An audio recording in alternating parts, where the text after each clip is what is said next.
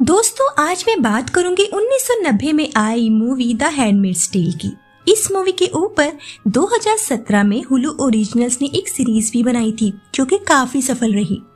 कहानी गिलियाड में रहने वाली उन औरतों के ऊपर बेस्ड है जिन्हें कट्टरपंथी सरकार द्वारा जबरदस्ती हैंडमेड्स बनने पर मजबूर किया गया ताकि वो उच्च वर्ग के लोगों के लिए बच्चे पैदा कर पाए। कहानी की शुरुआत एक कैप्शन से होती है जिसमें बताया जाता है कि निकट भविष्य में गिलियाड रिपब्लिक, जिसे आज हम संयुक्त राज्य अमेरिका के नाम से जानते हैं, वह युद्ध छिड़ गया है और प्रदूषण ने 99% जनसंख्या को बांझ बना दिया है। जिसके बाद हमें कार के अंदर एक कपल दिखाया जाता है। केट नाम की औरत अपने पति ल्यूक और बेटी जिल के साथ बैठी है। वहाँ की प्रेजेंट सिचुएशन के कारण कई लोग कनाडा के बॉर्डर पर जाने की कोशिश कर रहे थे और ये कपल भी उनमें से एक है। तभी गिलियाड के गार्ड्स उन्हें घेर लेते हैं और ल्यूक को गोली मार दी जाती है। केट को पकड़ लिया जाता है और उनकी बेटी जिल डर की वजह से वहाँ से भाग गई। केट को वापस गिलियाड लाया जाता है जहाँ उसकी जैसी और भी औरतें थीं। अब यहाँ कट्टरपंथी सरकार शासन करती है। सभी औरतों का टेस्ट होता है जो ये सुनिश्चित करता है कि कौन सी औरत बच्चा पैदा कर सकती है और कौन सी नहीं। जिन औरतों का टेस्ट नेगेटिव आया उन्हें कॉलोनियों में जहरीले रेडियो एक्टिव कचरे को साफ करने भेज दिया गया और पॉजिटिव औरतें हैंडमेड्स बनेंगी। फिर हमें आंट लीडिया से इंट्रोड्यूस करवाया जाता है जो उन सभी औरतों को बताती हैं कि आज से वो सभी हैंडमेड्स हैं जिन्हें गॉड और अपनी कंट्री के लिए काम करना है। वो कमांडर्स और उनकी बीवियों के लिए बच्चा पैदा करेंगी। फिर हम उन सभी को एक वैन के अंदर देखते हैं। उन हैंडमेड्स में से एक थी मोयरा। फिर हम देखते हैं कि गार्ड्स नन्स को भी हैंडमेड्स बनने के लिए मजबूर कर रहे थे। उन लोगों को जिंदा फांसी पर लटका दिया जाता है जो उनके खिलाफ काम करते हैं। सभी औरतों को रेड सेंटर लाया जाता है।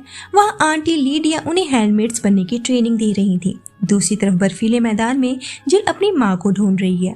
लंच के वक्त सभी हैंडमेड्स को कुछ मेडिसिन दी जाती थी खाने के लिए। केट जब उस मेडिसिन को खाने ही वाली थी, मोयरा ने उसे रोक दिया। मोयरा कभी भी उन मेडिसिन को नहीं खाती थी। हैंडमेड्स की पहचान के लिए उनके हाथों में एक बैंड पहनाया गया था, जिसके बाद उसे सेरेना नाम की एक औरत के यहाँ ले जाया जाता है। आज से वो उनकी हैंडमेड है जो उनके लिए बच्चा पैदा करेगी। रेड सेंटर में जेनी नाम की एक लड़की से उसके साथ हुई जबरदस्ती के बारे में बताने को कहा जाता है। तब वो बताती है कि जब वो 14 साल की थी तब 6 लोगों ने उसके साथ गलत काम किया था। उस वक्त वो एक पार्टी में थी। उसने काफी पी रखी थी। उसे लगा कि वो सभी लड़के उसके दोस्त हैं। बाद में उसने अपना अबॉर्शन करवा लिया और इस सब का जिम्मेदार चाची लीडिया जेनी को ठहराती है और बाकी हैंडमेड्स को भी मजबूर किया जाता है जेनी पर उंगली उठाने के लिए। जब केट टॉयलेट में थी वहाँ मोयरा पहले से मौजूद होती है। केट उसे बताती है कि कल वो यहाँ से चली जाएगी, उसे किसी की हैंडमेड बना दिया गया है। ये सुन मोयरा अपसेट हो जाती है क्योंकि केट से उसकी अच्छी दोस्ती हो गई थी। वो किसी भी हाल में वहां से भाग जाना चाहती है, चाहे इसके लिए उसे उन गार्ड्स को सिड्यूस ही क्यों ना करना पड़े। हैंडमेड्स को पहनने के लिए एक लाल रंग की ड्रेस दी गई थी। अब से उन्हें हमेशा यही पहनना पड़ेगा। जेनी वहां के माहौल से पागल हो रही थी। मोयरा उसे होश में लाती है, वरना उसकी वजह से उन सारी हैंडमेड्स को सजा दी जाती। फिर उन सभी को चर्च लाया जाता है जहाँ फादर उन्हें बताते हैं कि कैसी पॉल्यूशन, बर्थ कंट्रोल और अबॉर्शन ने उनके देश की हालत बदतर कर दी है। औरतें बच्चा पैदा करने में अक्षम हो गई हैं। इतना ही हुआ था कि मोयरा चक्कर खाकर गिर पड़ती है और गार्ड्स उसे ले जाते हैं, लेकिन वो बेहोश होने का नाटक कर रही थी। फादर उन सभी की ऑफिशियली हैंडमेड सेरेमनी पूरी करता है और केट सेरेना के घर आ जाती है जहाँ वो मिस्टर फ्रेड की हैंडमेड के रूप में काम करेगी। सेरेना उसे क्लियर करती है कि फ्रेड और उसका रिश्ता जन्म जन्मांतर का है और सिर्फ मौत ही उन्हें अलग कर सकती है, जिसका मतलब ये था कि केट उसके हस्बैंड के साथ ज्यादा नजदीकियां बढ़ाने की कोशिश ना करे, वरना अंजाम अच्छा नहीं होगा। और फिर सेरेना बताती है कि आज से उसका नाम ऑफ्रेड है। हैंडमेड्स के नाम उनके कमांडर्स के नाम के साथ जोड़े जाते थे, जैसे कि फ्रेड की ऑफ्रेड। फिर हम फ्रेड को देखते हैं जो सेरेना और ऑफ्रेड के सामने बाइबल में लिखी एक लाइन पढ़ रहा था, जिसमें लिखा था कि रेचल को बच्चा नहीं था, इसीलिए उसने अपनी मेड से उसे बच्चा देने को कहा। जिसके बाद वो मेड उसके पति जोसेफ के साथ इंटीमेट हुई ताकि उन्हें एक बच्चा दे सके। और ये सब बोलने के बाद फ्रेड सेरेना के सामने ही ऑफ्रेड के साथ इंटीमेट होता है। सेरेमनी के नाम पर यहाँ हैंडमेड्स का टाइटल देकर औरतों का शोषण किया जा रहा था।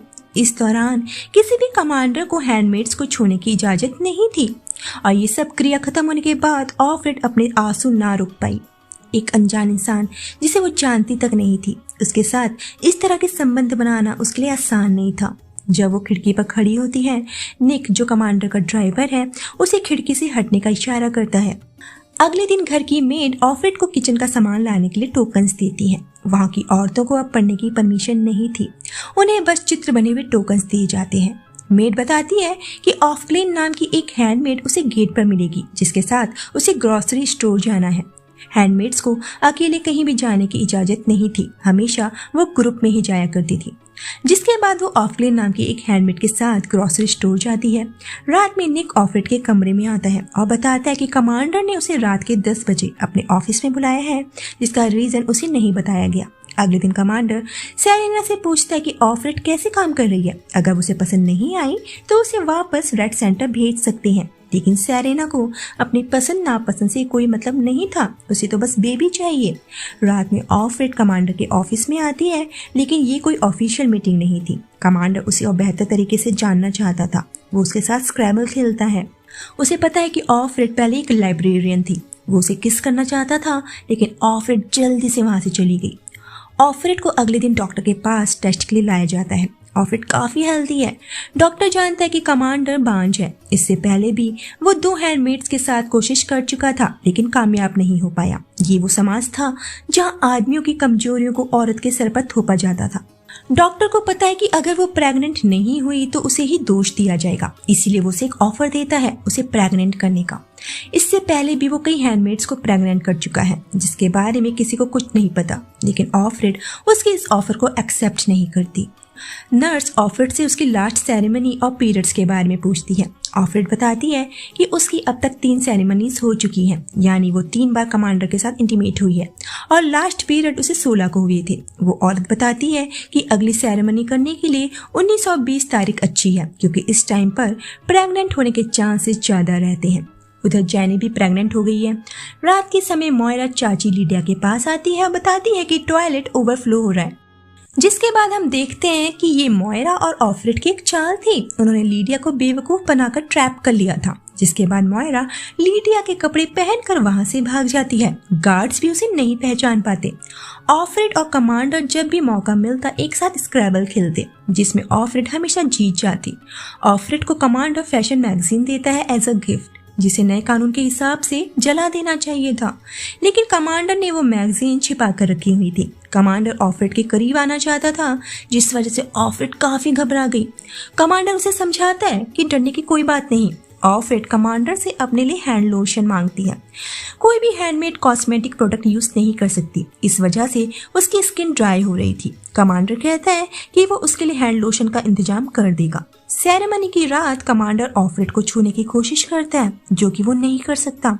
सेरेना उसे ऐसा करने से रोकती है और उस पर सेरेना को लगने लगता है कि उसका पति ऑफ्रेड की तरफ अट्रैक्ट हो रहा है। ऑफ्रेड कमांडर के ऑफिस आती है और उसके साथ दोबारा ऐसी हरकत करने से मना करती है, क्योंकि इस वजह से सेरेना उसे पनिश करने के लिए कॉलोनीज में भेज सकती है, जहां उन औरतों को भेजा जाता है जिन्होंने कानून के अगेंस्ट कोई पाप किया हो, जैसे कि किसी गैर मर्द के साथ कांड।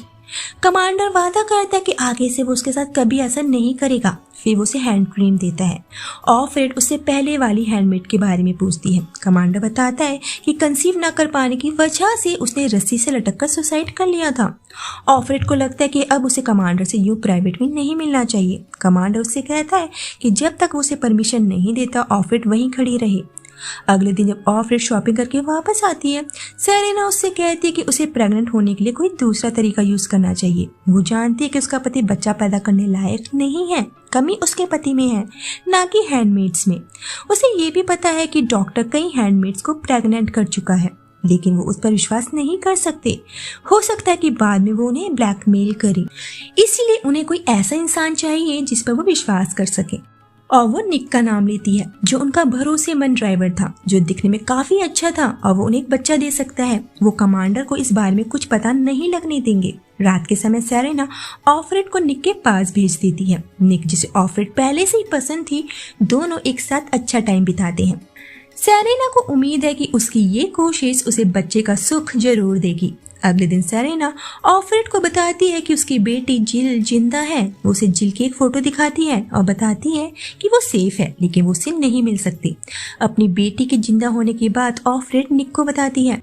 अगले दिन उसे पता चलता है कि जैनी, जिसका नाम अब ऑफ वॉरेन है, उसकी डिलीवरी होनी है। सभी हैंडमेड्स और कमांडर्स की वाइफ वॉरेन के घर पर इकट्ठा होते हैं। जैनी एक बेटी को जन्म देती है। ऑफक्लेन ऑफ्रेड से कहती है कि वो अकेली नहीं है, उसके जैसे और भी लोग मौजूद हैं। उसे बस अपने कमांडर के बारे में हर सीक्रेट पता करना है। ऐसा लग रहा था कि वो यहाँ की सरकार के खिलाफ कुछ साजिश रच रही है। उस रात ऑफ्रेड कमांडर के ऑफिस में आती है। वो जानना चाहती है कि वो क्या काम करता है। कमांडर बताता है कि वो शॉर्ट ऑफ इंजीनियर है और इस दुनिया को बेहतर बनाने में सरकार की मदद कर रहा है। एक दिन एक हैंडमेड को किसी मेडिकल स्टाफ के साथ संबंध रखने की वजह से सबके सामने फांसी पर लटका दिया जाता है और उसके तुरंत बाद आंटी लीडिया एक ऐसे आदमी को मारने का ऑर्डर देती है जिसने एक प्रेग्नेंट हैंडमेड के साथ गलत काम किया, जिस वजह से उसके पेट में पल रहे बच्चे की मौत हो गई। सभी हैंडमेड्स उस आदमी को पीट पीट कर मार डालती हैं।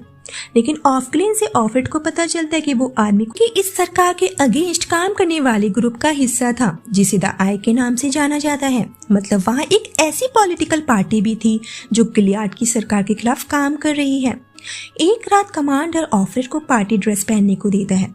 वो उसे अपने साथ कहीं ले जा रहा था। चेक पॉइंट से जब उनकी कार गुजरती है, कमांडर उसे नीचे छिपने को कहता है, क्योंकि जहां वो उसे ले जा रहा था वहां कोई भी कमांडर अपनी वाइफ के साथ नहीं जा सकता और ना ही हैंडमेड्स के साथ। वो उसे ब्रॉथल लेकर आता है, जिसके बारे में सरकार को कोई जानकारी नहीं थी। ऑफ्रेड को मोयरा दिखती है, जो रेड सेंटर से भाग गई थी, लेकिन उसे बॉर्डर पर पकड़ लिया गया था और उसे 2 ऑप्शन दिए गए कि या तो वो कॉलोनीज में काम करे या फिर ब्रॉथल में, और उसने कॉलोनीज में काम करके मरने से बेहतर यहाँ ब्रॉथल में आना ठीक समझा।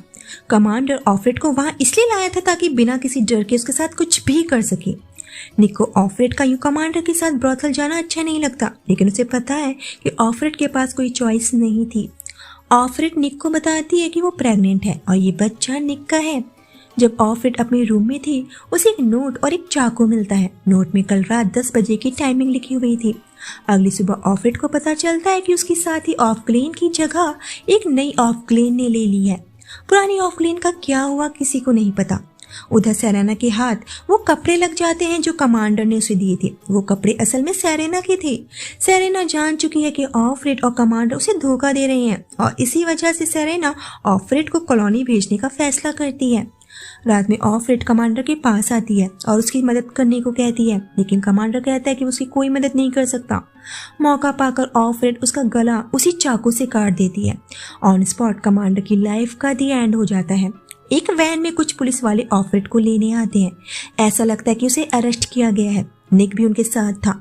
निक ऑफ्रेड को बताता है कि वो मे डे का हिस्सा है, जिसे द आई के नाम से जाना जाता है। पुलिसकर्मी आईस के सदस्य हैं, सरकार की खुफिया पुलिस, और निक भी द आई का ही हिस्सा थे। ऑफ्रेड अपनी बेटी के बारे में पूछती है। निक कहता है कि वो उसकी बेटी को ढूंढ लेंगे, लेकिन अभी फिलहाल वो उसे अपने लोगों के साथ एक सेफ जगह जाने को कहता है। लास्ट सीन में ऑफ्रेड माउंटेन्स में रहकर अपनी बेटी और निक का वेट कर रही है, जहाँ और भी रेबल्स रहते थे। उसे पूरी उम्मीद है कि एक दिन वो अपनी बेटी और निक से जरूर मिलेगी और अपने पेट में पल रहे बच्चे को एक बेहतर दुनिया दिखा पाएगी। इसी के साथ इस मूवी का यहीं पर दी एंड हो जाता है।